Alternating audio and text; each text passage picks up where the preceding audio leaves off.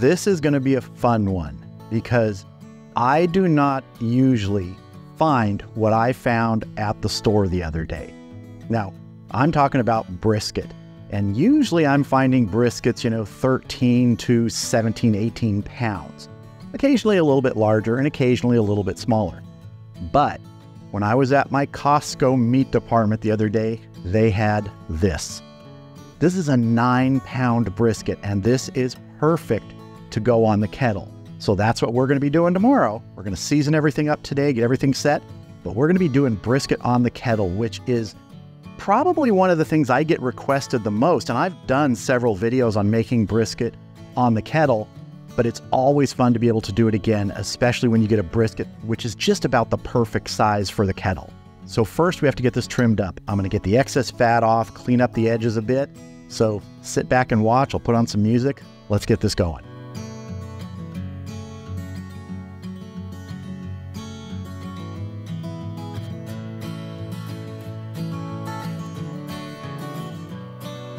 All right, that's looking good to me.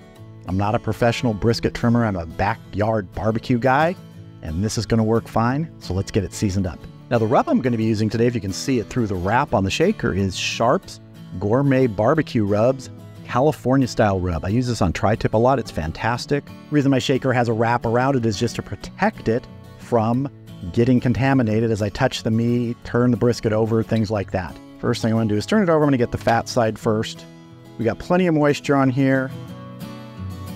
Don't need a binder, but if you want to use one, go ahead.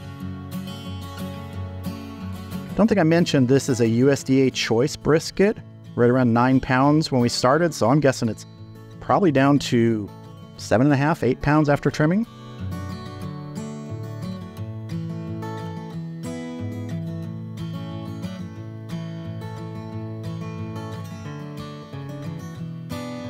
And if you've watched my channel long enough, you know I almost always do large cuts of meat, like brisket, pork butt, fat side down. That's just the way I prefer to do it. If you want to do it fat side up, go ahead.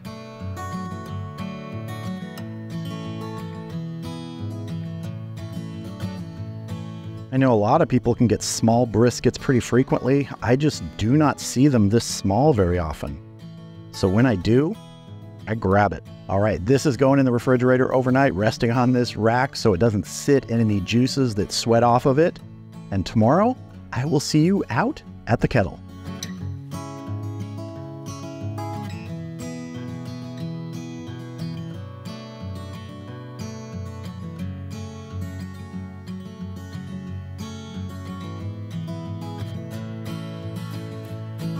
All right, the Weber kettle is right about at temp. My target today is 250 degrees. Now I have the slow and sear in the Weber kettle, water in the slow and sear reservoir, and I also have a foil pan with water.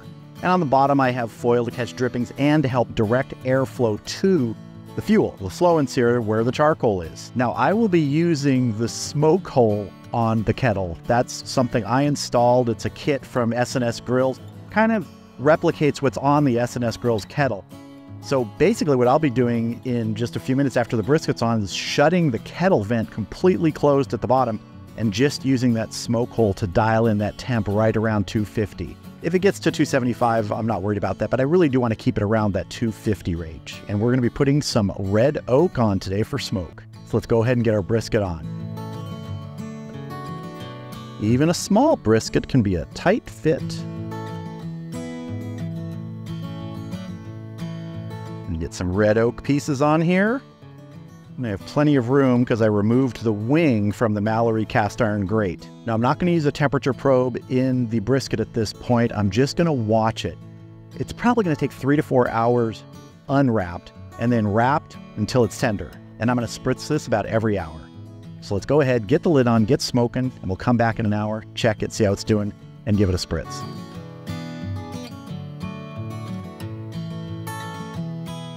I'll see you back here in about an hour. All right, we've been going for 1 hour. Our temperature's holding right around 250, a little below it actually.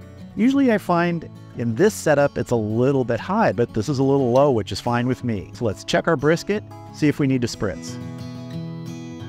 You might also notice that that second piece of wood is not there anymore. I removed it right after I put it on and stopped the cameras because I realized I don't need to put it on yet. I'll just add it when I need more wood.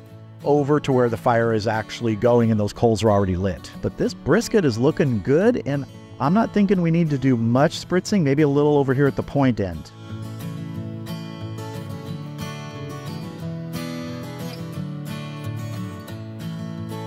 We've still got more cooking ahead of us, so let's get the lid back on and keep smoking. All right, we've been going for 2 hours, and right now our temp is holding right at 250, which I'm glad I was able to dial in the vent. That lower vent, the smoke hole, works really, really good in concert with the top vent here. So let's check our brisket, see if we need to spritz. Look at that. Looking at it now, I can see we do need to spritz. It's looking a little dry.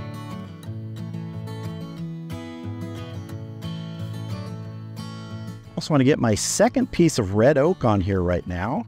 Now, one of the challenges with a brisket on the kettle, even a smaller brisket, is the distance from the fuel source, depending on how you're doing it, snake method, a slow and sear, charcoal baskets. So this side is a little closer to that heat source, but because of the way the kettle works, heat also comes over the dome, the top, and hits this side. So you should get fairly even cooking, but if you've got a really big brisket and it's really close to the heat source, you may want to rotate it. But right now you can see the shrinkage we've had already on this side and this side. So this is what we're looking for, what we want. We're going to get the lid back on, and we're going to let this go another hour, and then we'll check it.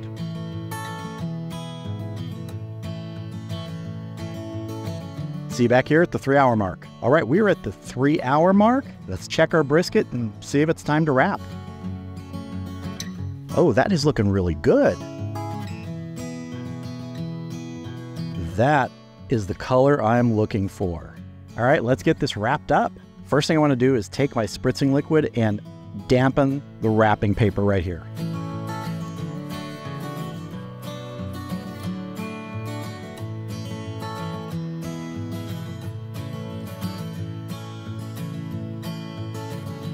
I want to make sure that I keep fat side down, so I want to remember where the fat is. It's here.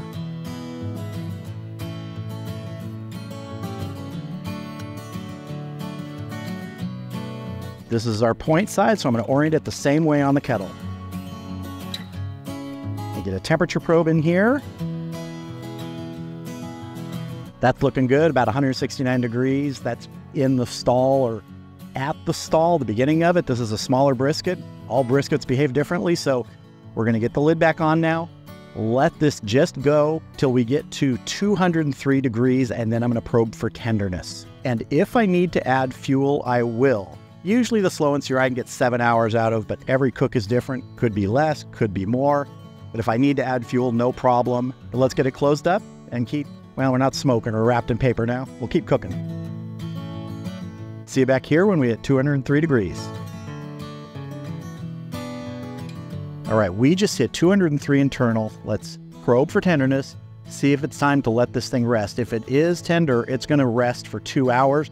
I'm gonna put it in a foil pan, cover that with foil, and it's just gonna sit in my oven, which is off, for 2 hours, just sort of as an insulator there, so it can slowly come down in temp, tenderize a little more. But first, let's see if it's tender. Let's get down to the flat first here through the paper. That's feeling pretty good. Let's try the point. All right, I am happy with that tenderness. Like I said, this is gonna go in a foil pan now, gonna get covered with foil, go in my oven, which is off, and just chill out for 2 hours. And after 2 hours, we'll open it up, we'll have a taste. All right, we've been resting for 2 hours, foil covering our pan, which has the brisket in it, still wrapped in the butcher paper. Let's get the foil off and have a look inside. It's such a cute little brisket here. Usually when I'm doing briskets, they kind of fill the pan here. And the other thing I didn't show, although I almost always do it here, I'll lift it up and show here, is I usually put some pieces of foil underneath, sort of balled up. That way it keeps the brisket up off of any juices that collect in the bottom of the pan as it's resting. So let's get in here and have a look. And if you have any juices that collect in the pan, save them there. That is great. If you have some pieces, especially flat, that might be a little dry, you can dredge them in that juice. They're going to be great.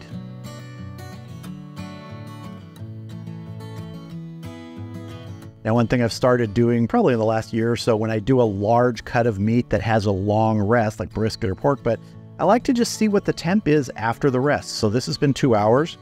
Let's get down on the point here and see what our internal temp is. So this is still showing 163 degrees. Now on larger briskets, what I find is this will show closer to 180, but that makes sense. You have larger thermal mass in the bigger briskets. It's going to hold that heat longer. So this one's down to 160 after 2 hours. That's perfect to me. So I'm going to get this off of here and get it on the cutting board so we can cut in and have a taste.